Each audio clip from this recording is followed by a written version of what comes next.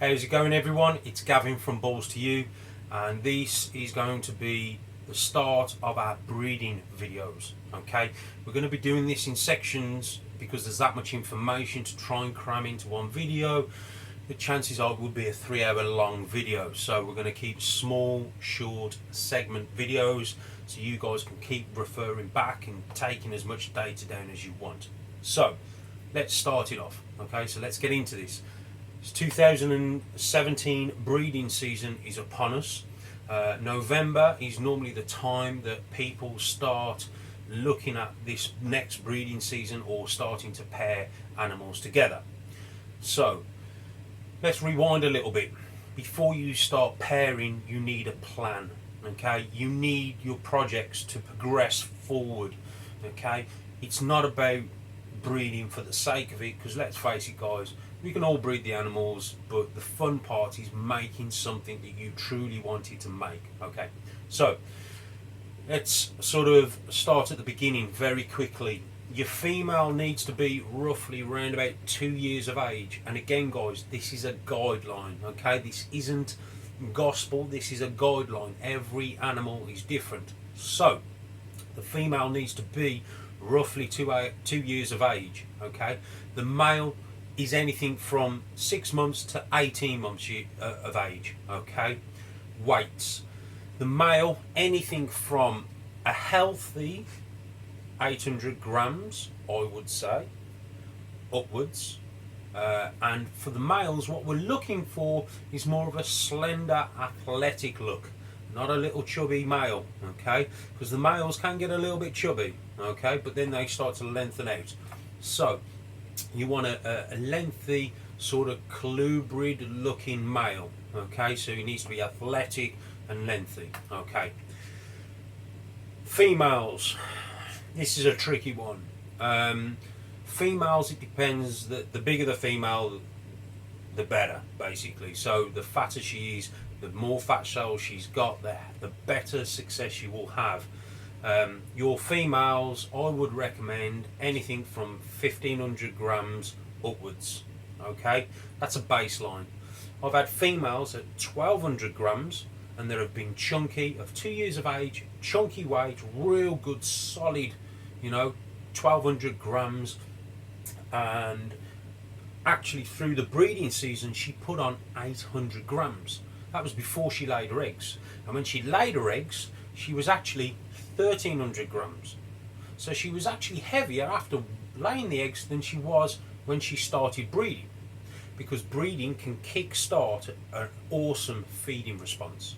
Okay, so your females, it's a guideline, guys. Okay, I'm not going to judge anyone, and people will there are people out there who will say, no, don't breed your females unless they're 1700 grams. Guys, it's your animal. You need to know your animal and have a responsibility for it. Okay, think about it. Don't put the animal's health at risk. Think about it. Okay, so, and while we're on the subject of weights for females, you can have a female that's 1700 grams and no girth. She's quite long, so, and slender. So weights aren't always the best thing. You're looking for a good solid girth. Okay, so that's that. Very quickly, again, do your research, guys.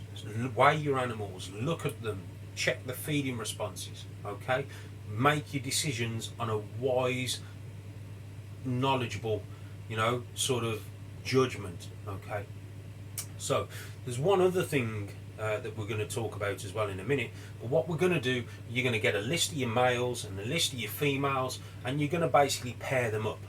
Okay, now this season just gone, I had down on my breeding team 28 females to breed.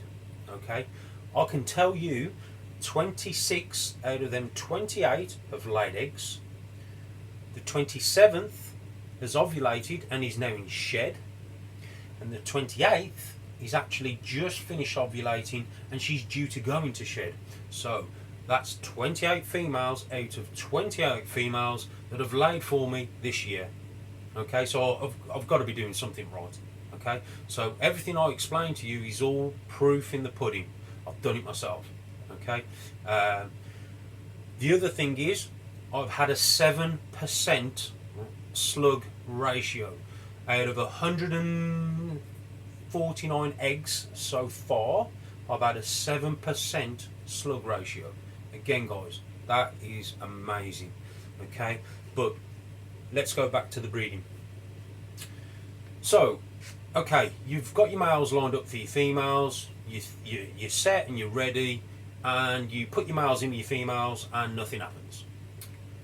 What do? You've spent all this time. You've built them up. You've got them sort of set, and you want them to go, and they don't lock. Okay, or they lock. You get through the end of the breeding season, and she doesn't go. Okay.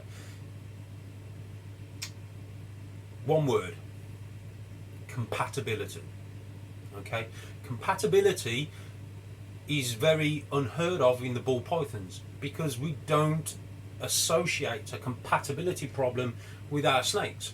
Well, like king snakes, cobras and anacondas and a few other species, if the compatibility is not there, they'll end up eating each other. Ball pythons, you haven't got to worry about that. Okay, but obviously there is also a compatibility thing. Think about it logically. A female will mate 1 year, okay, and you've paired her, you've had eggs from her, fantastic. The next year you're breeding her, clutch of eggs, second time round, you cut them open, and guess what? There's retained sperm there. Okay, why do you think she's done it? Well, I'll tell you why.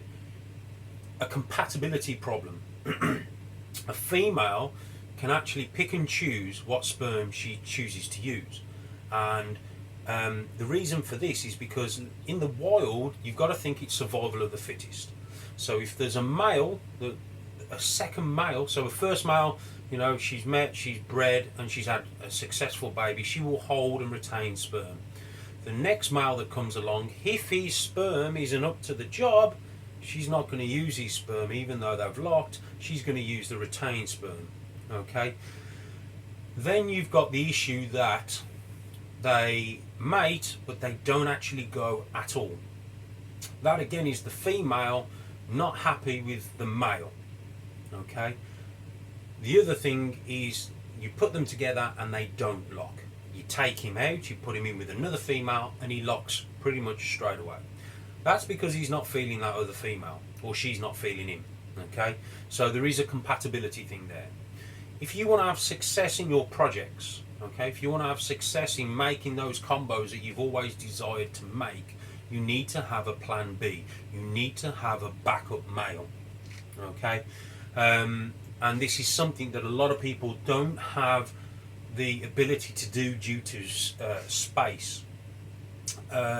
So that can come into play, and obviously, as I've said before, guys, you've got to feed these animals and look after them. So if you've got too many, it becomes a chore, and obviously, you know, it becomes very costly. So I do understand that a lot of people can't put a backup male in play. So you can't have two of the same gene, especially if we're talking something like a GHI. You can't, you know, most people can't afford to have two GHIs in the collection just in case one doesn't lock, but the other one will. But what you could do, you could find yourself a backup male to pretty much, because he's not going to be your main male, but he's going to be there as a backup.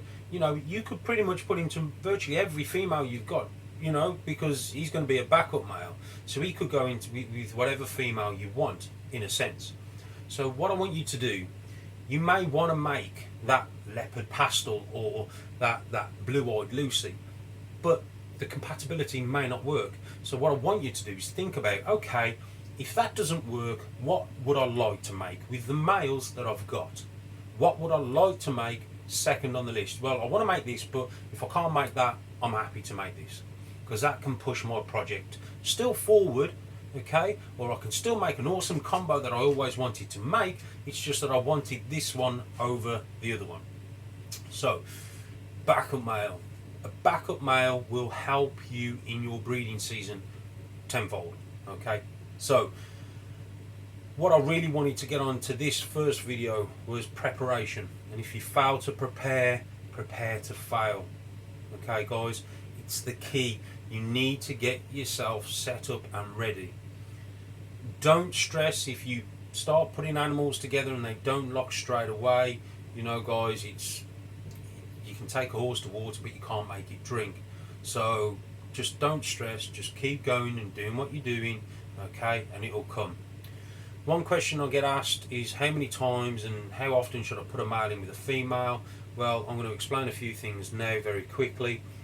How I do things, my male goes in with one female for 48 hours. Normally within that 48 hours he's locked, okay? If he hasn't locked after 48 hours, he comes out and he goes back in his own tub. He doesn't go in with another female. I'll give him a rest because he's been in there, he's been stressed out, it's not his home, so I'll give him a rest, okay? If he's locked, he still has a rest. He goes in there, has a feed, happy as Larry. And then what I'll do is 3 weeks later, okay, I'll put that male back in with that same female 3 to 4 weeks later.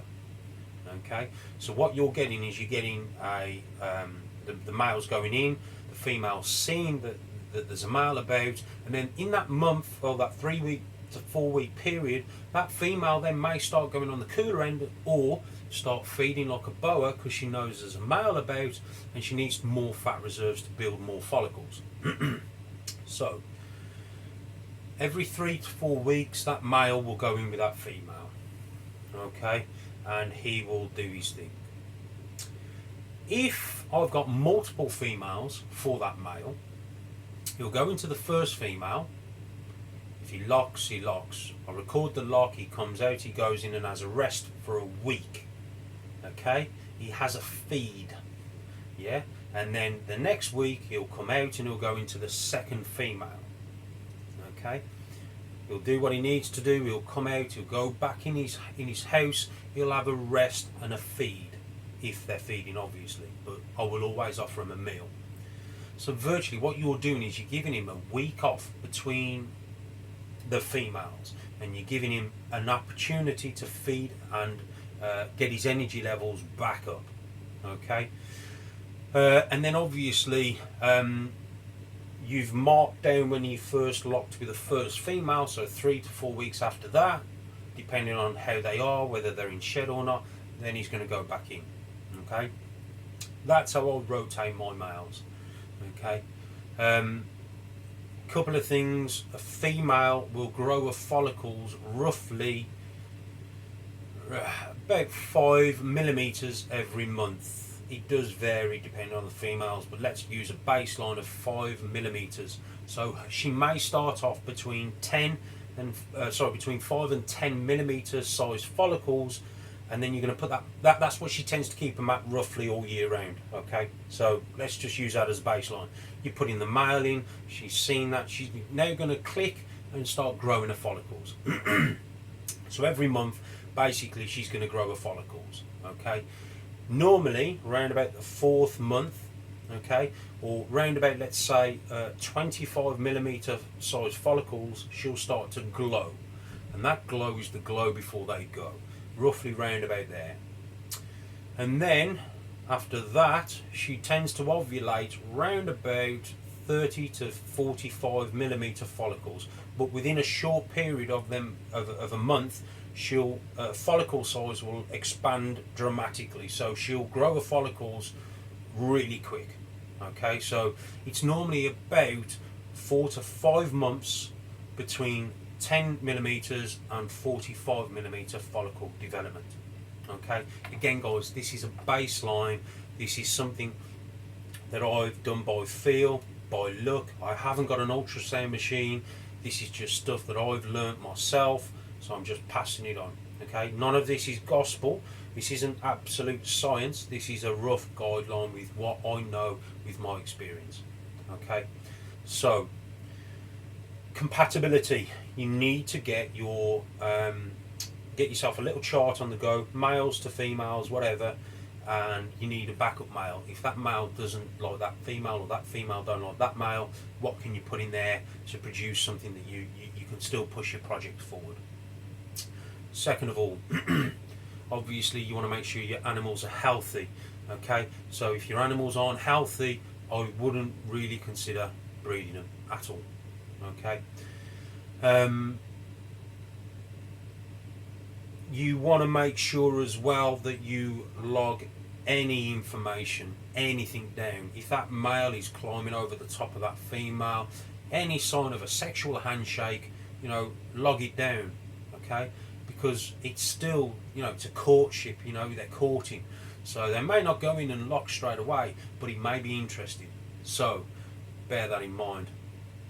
And again, guys, this is just going to be a very quick segment. Okay, so just bear that in mind. Get yourself, the main topic of this video is compatibility. So get those guys compatible, and again, make yourself sure that you've got a backup male. So just in case your double gene male can't make it, but you've got a single gene male that can still push your project forward, he can go in as well. Because through the season, your breeding plans will change. So it's always best now to plan ahead and think of stuff. Like I said, it will change, maybe it will. Possibility change, when you see something else, I like that, I can make that, and you may swap stuff around. That's fine, not a problem. But you need to be prepared, like I said, because if you don't prepare to fail. Okay, guys, so I hope there's a little bit of information in this that can help you. So get those males and females checked, weigh them, make sure their feeding response is fantastic, get yourself a chart done, and get yourself a backup plan. Okay, guys, that's that one for this video. The next video we'll talk more about introducing males and females and trying to get which, if you've got a stubborn male, we'll try and talk about trying to get him going. And again, we'll talk about those females as well, size, growth. I'll text them out and I'll show you some development stages, and we'll go a bit more in depth. Okay, guys, hope you enjoy the video. Thanks for all your support. I really do appreciate it, guys. All the feedback is fantastic. Without your feedback, guys, I wouldn't really be doing these videos, so I really do appreciate it. Okay, everyone, take care and have fun.